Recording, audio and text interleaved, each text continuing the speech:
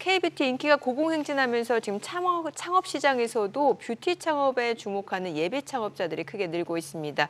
미용실, 네일아트, 속눈썹 연장, 또 왁싱, 에스테틱에 이르기까지 창업 아이템도 무궁무진한데요. 네, 1인 소자본 아이템으로 각광받고 있는 뷰티 창업의 세계, 창업통TV 김상훈 대표님 모시고 자세히 들어보도록 하겠습니다. 어서 오세요, 대표님. 어서 오세요. 예, 안녕하세요. 김상훈입니다. 예.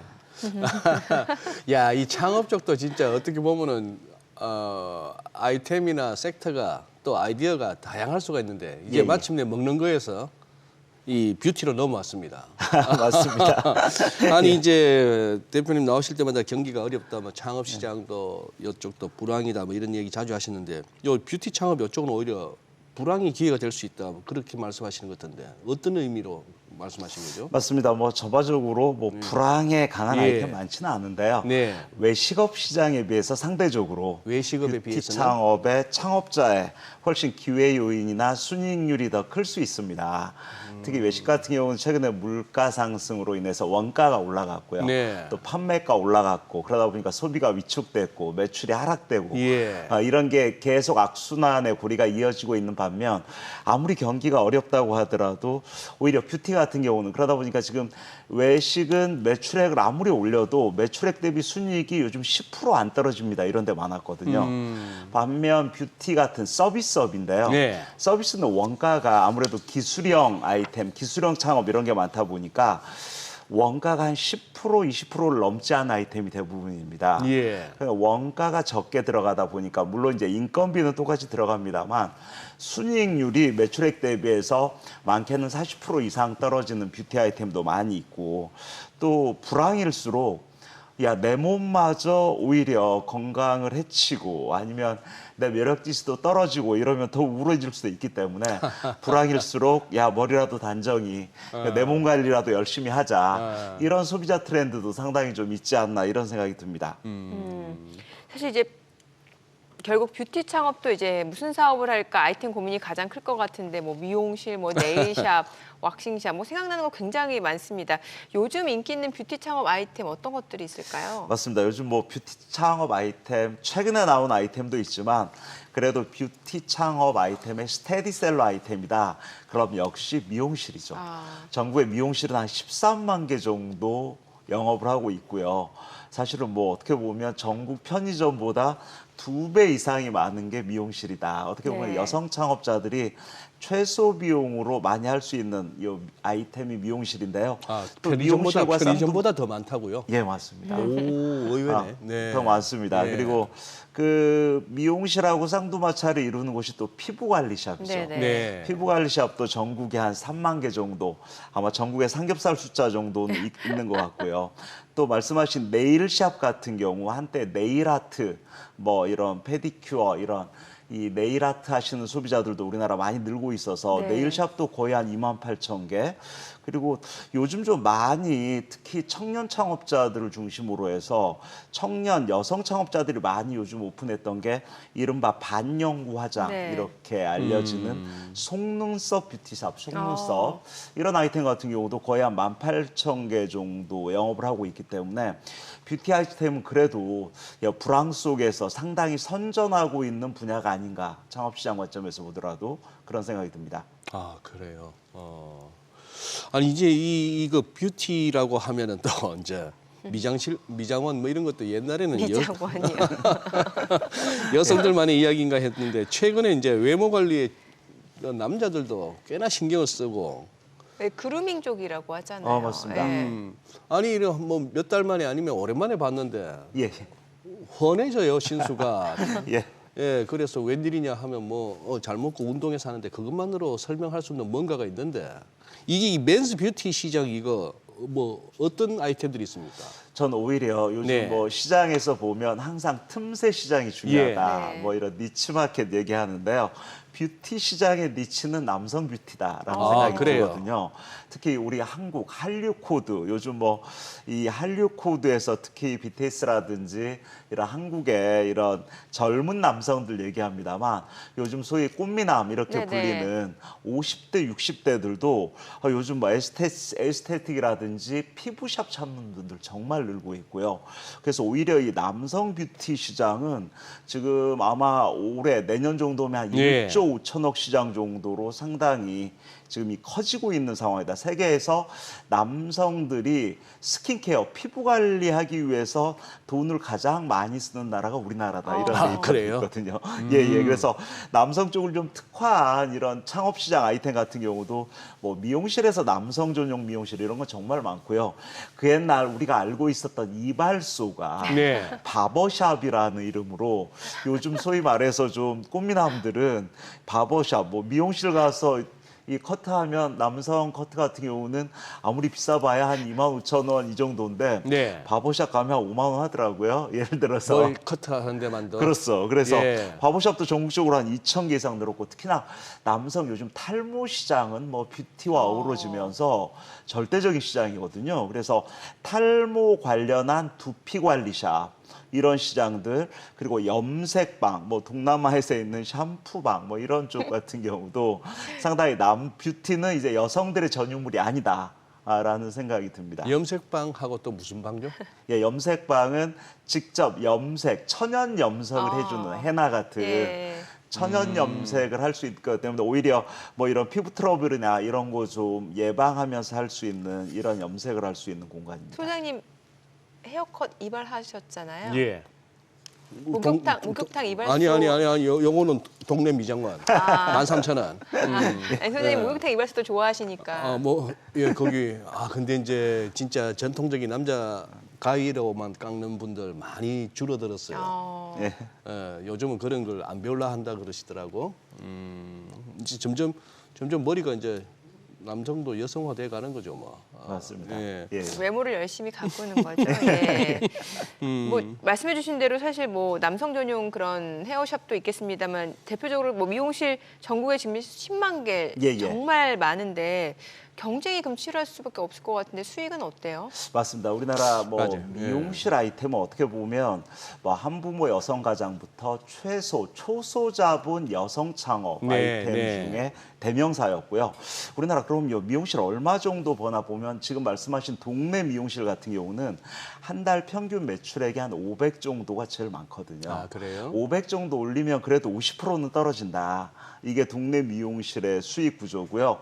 최근에 제가 한 구체적으로 보면 신세대 미용실은 어떤가? 네. 그래서 요즘 마포 홍대 상권 같은 경우 반경 한 1km 내에 한 425개 동네 미용실이 있더라고요. 홍대 상권 같은 경우는 연평균 한 1,400에서 1,600. 한 달 매출 한 1,500 이상은 올리는 미용실이 많았고요. 최근에 서울 시내에서 가장 큰 아파트 상권, 네. 이 송파의 헬리오시티 같은 경우가 단일 세대로 9,500세대인데 이런 동네 아파트 상권 미용실 어떠나 봤더니 거기는 한 반경 1km 내에 한 171개가 있는데 평균 매출액 한 721만 원 이 정도더라고요. 그러니까 미용실은 어떻게 보면 그래도 작은 미용실은 한 달에 순이익 개념으로 2, 300, 좀 큰 미용실은 3, 400, 대형 미용실은 7, 800, 1,000 이상 버는 미용실도 있다 이렇게 보여집니다. 결국 자본의 논리네요. 또 크게, 예, 하는, 예. 크게 하는 데가 많이 버는데 예.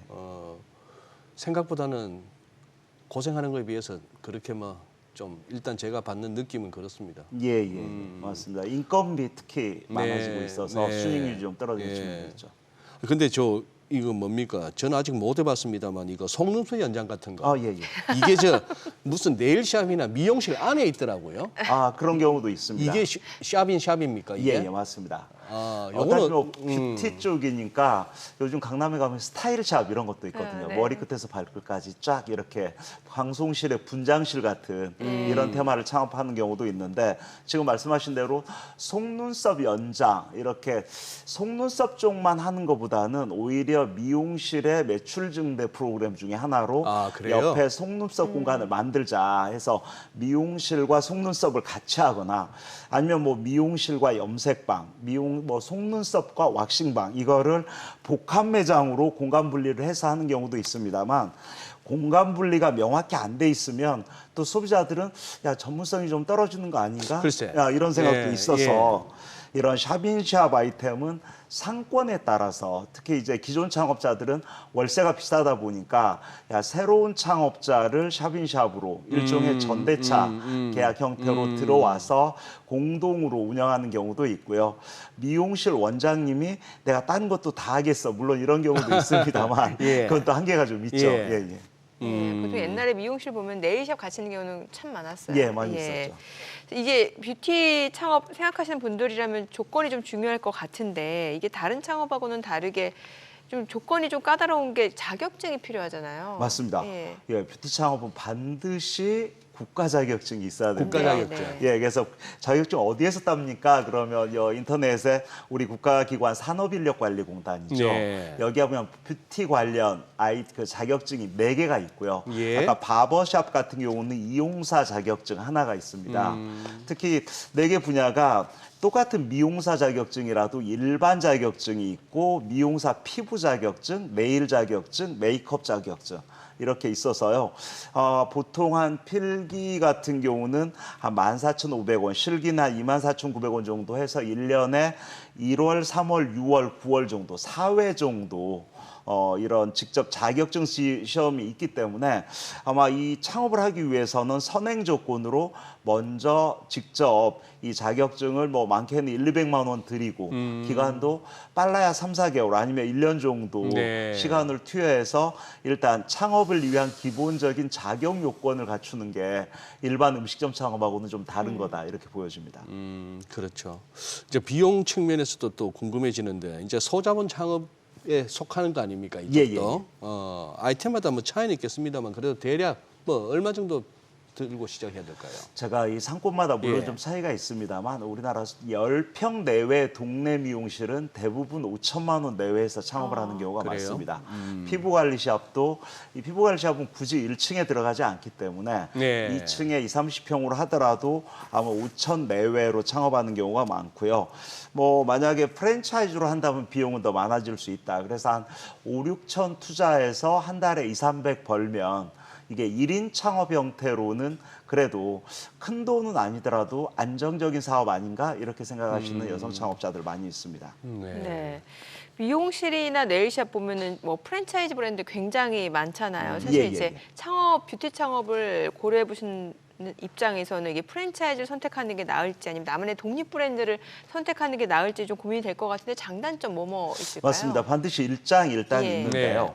아마 뷰티 같은 테마들은 지금 공정위의 홈피에 들어가면 이 프랜차이즈 관련 이미용 브랜드가 무려 한 275개가 있거든요. 상당히 많이 있습니다. 그래서 많게는 뭐 150개 이상 이렇게 출점한 이런 브랜드도 있고요.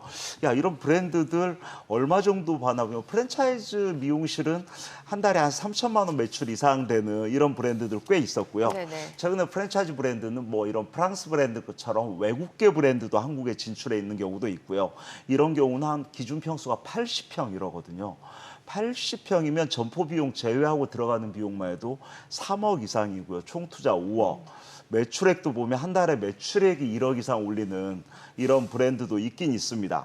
아마 이런 소형 미용실 같은 경우도 최근에 이런 남성 전용 미용실 선발 브랜드가 보통 한 300개 정도 오픈한 거 보니까 연매출 한 5,800. 그러면 작은 남성 전용 미용실의 월평균 매출액이 한 500만 원 남짓이었습니다. 네. 그러니까 이게 미용실이 크고 작고냐에 따라서 투자 금액도 다르고 수익 가치도 아까 80평 이상은 거의 뭐 기업형이고요. 특히 그런 경우는 투자자를 유치해서 자격증을 가진 사람과 같이 동업 형태로 하는 경우도 있기 때문에 아마 이 프랜차이즈 같은 경우는 그래도 브랜드 파워로 밀 수 있기 때문에 소비자들에게 브랜드로 고객을 유치할 수 있는 이런 강점이 있는 반면 아마 이런 작은 미용실은 내가 직접 동네 고객 밀착형 발로 뛰는 마케팅을 직접 해야 된다. 이런 게 아마 초보 창업자들이 초기에 안전궤도에 들어가는 이런 진입 시점이 독립점이 좀 프랜차이즈보다는 시간이 오래 걸린다 이렇게 보여집니다.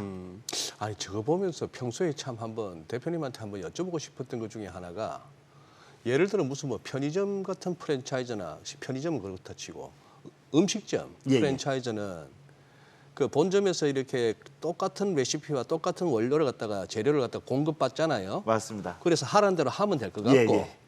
다만 이제 그 점주나 직원들이 친절하냐 틱틱거리냐에 따라서 예, 예. 가는 게 달라지는데 예, 예.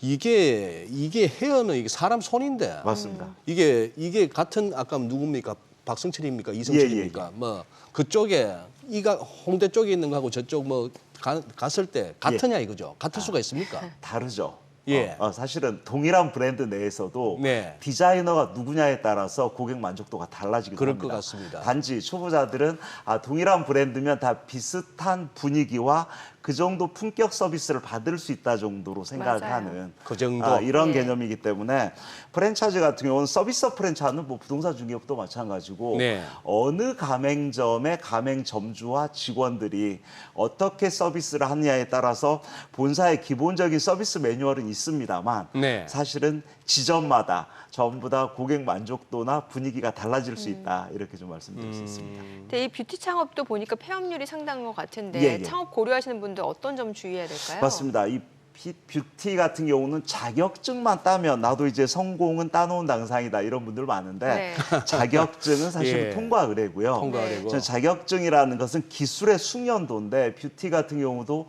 경쟁이 치열해지다 보니까 오히려 숙련도는 기본이고요. 오히려 아까 디자이너분이나 창업자 입장에서 고객들을 반복 구매로 이어지는 고객 관리, 직원 관리, 특히 요즘은 홍보 관리 너무 중요하고요. 한번 방문한 고객이 제가 아는 분들은 야 제가 아는 뷰티 그 어디야 저기 네일샵이 있는데 저는 항상 송파에 있는 그곳만 가요. 그리고 왜 가니? 이렇게 물어봤더니 그곳 원장님은 늘 네일 아트도 예쁘게 해주지만 네. 남친 상담부터 모든 인생 코치 역할을 해준다는 거예요.